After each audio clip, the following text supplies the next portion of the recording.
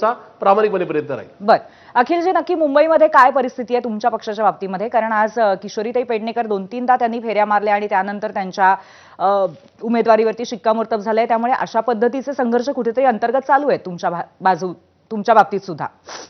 कोणत्याही प्रकारचा संघर्ष सुरू नाही, ह्याच्यावर मी तुम्हाला उत्तर देतो। फक्त ब्रेक पूर्वी जाण्याआधी केशवजींनी काही प्रश्न उपस्थित केलेले, त्याचं उत्तर फक्त देतो अर्ध्या मिनिटात, जास्ती वेळ घेत नाही। त्यांनी अलायन्स 25 वर्ष चालणार नाही चालणार त्याबद्दल वक्तव्य केलं। इंडिया अलायन्स हे देशाच्या लोकसभेच्या निवडणुकीसाठी होती, महाविकास आघाडी ही विधानसभेसाठी होती, आणि महानगरपालिकेच्या ज्या निवडणुका असतात ना, तर महानगरपालिकेच्या निवडणुका ह्याच्या आधी देखील आपण पाहिलेल्या आहे। काँग्रेस आणि राष्ट्रवादी इतके वर्ष एकत्र होती, पण ते महानगरपालिकेच्या निवडणुका नेहमी वेगळ्याच लढलेल्या आहेत। आपण तसं उदाहरण आहे। आणि आत्ताच जर पाहायचं झालं तर नगरपालिकेत देखील ते शिंदे गट आणि हे एकत्र काय भारतीय जनता पार्टी लढले नाही। राहिला प्रश्न नितीश कुमार असेल देशात किंवा चंद्रबाबू नायडू, त्यांची देखील युती ब्रेक घेत घेत धक्का स्टार्ट करतच चालली, ती काय सलग चालली नाही। म्हणून तो विषय पहिला तर मी निकालात काढतो, केशवजींना थोडा गैरसमज असेल तो दूर करतो।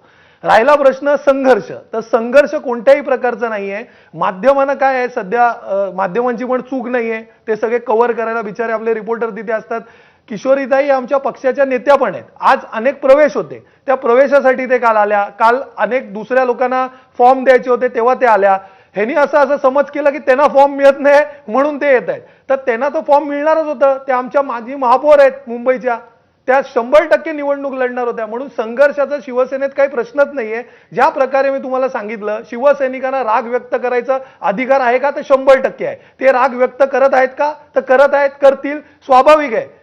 माणूस आहे, दुःख होतो, इतकी वर्ष काम केलं, एकाच ठिकाणी अनेक निष्ठावंत असतात, परंतु जेव्हा क्रिकेटमध्ये देखील इंडियन टीमचा कॅप्टन करायचं झालं तर एकालाच करू शकतो, 4-4 लोकांना करू शकत नाही। स्वाभाविक आहे, दुसऱ्या 3 लोकांना नाराजगी होणार, परंतु कोणत्याही प्रकारचा दगाफटका हा शिवसेनेला होणार नाही। सगळे शिवसैनिक एक दिलाने एकजुटीने काम करतील आणि शिवसेनेचा भगवा हा 16 तारखेला तुम्हाला फडकताना हा तुम्हाला दिसेल। कुठल्याही पक्षात बंडखोरी होणार नाही आणि सगळे एक दिलाने काम करतील तुमचे कार्यकर्ते, याबद्दल मात्र तुमचं सगळ्यांचं सहमत दिसतंय।